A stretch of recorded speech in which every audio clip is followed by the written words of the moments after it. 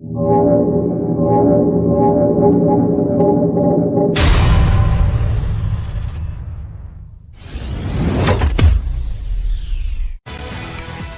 Nevada is abuzz tonight with stories about the crash of an unknown object and the alleged sighting of strange creatures in the backyard of a Northwest Valley home. So it was last night.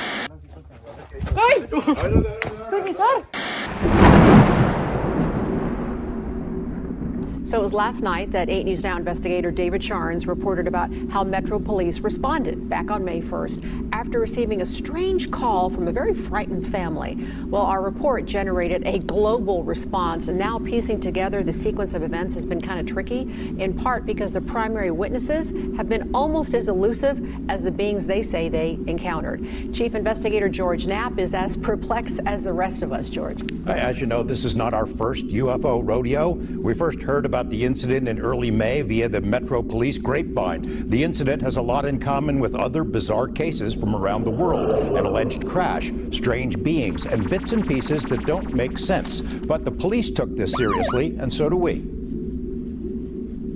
Just before midnight on April 30th, skywatchers across several western states saw a bright fireball streak through the heavens. A police officer working in the Northwest Valley caught a glimpse of the colorful object on his body cam. At nearly the same time, a Ring camera in the area recorded a strange noise and what sounds like a crash. One family living in a ranch-style home had a much closer view of the object. Two brothers and their father were working on a vehicle in their yard when they caught a glimpse of a sparkly object as it came crashing down, then were hit by what they describe as a shock wave. One of the witnesses, a young man named Angel, has stated when the brothers looked into the yard where the object landed, that spot was obscured and blurry, as if by unknown form of camouflage. What they saw next prompted a frantic call to 911. So there's two people or two subjects that are in your backyard? Correct, and they're very large. They're like 8 foot, 9 feet, 10 foot. I don't know. They look like aliens to us. Big eyes. They have big eyes, like I can't explain it, and big mouth. They're shiny eyes, and they're not human. They're 100% they're not human. 8 News Now investigators have spoken with family members multiple times in the past 4 weeks, but each of the 3 times we accepted their invitation to do an interview, they didn't answer the door or their phone. These are some of the claims they've made in other public forums. Multiple family members backed up the story in an initial police report we obtained. Angel says they heard the patter of multiple feet in the yard. They later heard footsteps on their roof. They saw one of the 8-foot-tall creatures climb behind the controls of a large front loader stored in the yard as if trying to engage it. He got a good look at one of the creatures, he said, a greenish-grayish being with large eyes and long legs. He says he could hear its deep breaths, and when he locked eyes, he was, in essence, frozen in place, couldn't move.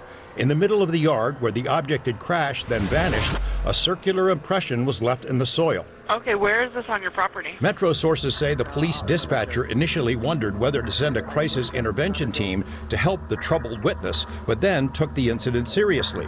2 officers arrived 38 minutes after the call, and by then had heard from other officers. They proceeded cautiously and managed some nervous laughs. I ain't dealing with that. A few days later, the family says 2 Metro sergeants returned to the scene to ask follow-up questions. The family says they also saw men in suits and sunglasses driving in a car with government plates cruising slowly past the house in the following days. Nellis and Creech have denied any interest or involvement with the incident. Metro has indicated they believe the family that something crashed in their yard. But what?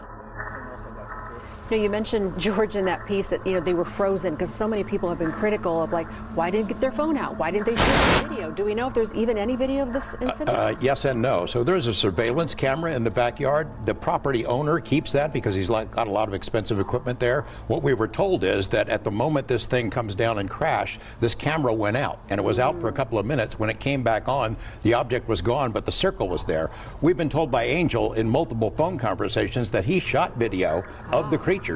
We haven't seen it, and we don't know anybody else who's seen it yet, so maybe he'll release it at some point. Howdy, welcome to my channel. This is my first video. I'm here to tell you what happened to me on May 1st, 2023. I'm trying to explain the best of my abilities. This is not a conspiracy theory.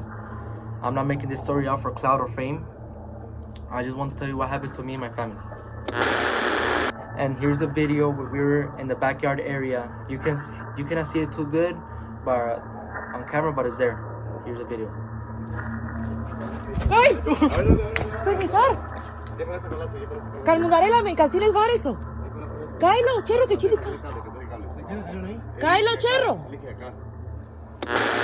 In this video, it's important to note that the perspective has changed slightly. The lady, along with her family, collectively took a few steps back in a defensive posture in response to what they are seeing with their naked eye. If you look closely at this super slowed video, you will notice the figure standing tall once again at the back of the yard. We also seem to see some movement from the supposed creature.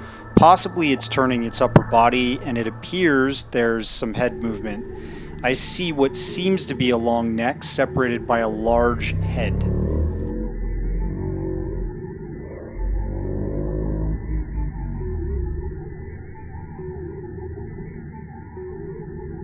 This is a further slowed down version. You will see the movement of the creature starting in at about 4th frame of the video. Although later on the camera sensor seems to drop the creature out for a moment, it reappears.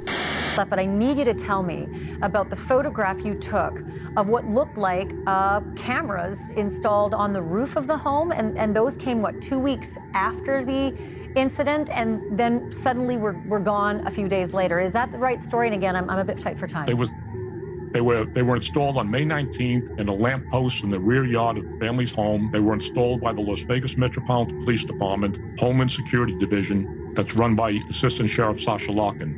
The cameras were there when I saw them on May 19th, and they were pulled out 3 days before May 27th when I went back. And I have that confirmed from the family, and my police sources said those were definitely installed by the technical and surveillance squad that works for Homeland Security under the direction of Assistant Sheriff Sasha Larkin, and they pulled them. Now I want to say something real quick. I know we're short on time here. Okay, They pull those around 3 days before May 27th. That was the second podcast that I aired when I exposed those cameras. Okay, now there's talk. The parents, I said, why did they put them in there? They said they came to the house and said, we got permission from the owner. We want to put this on your property. Can we? It's for your protection in case people come. But you got to remember something, okay?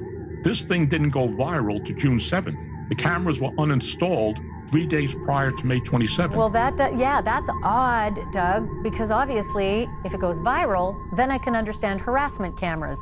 But before most people even knew about this family or this young man, I wouldn't imagine that no other harassment complaints get cameras like that.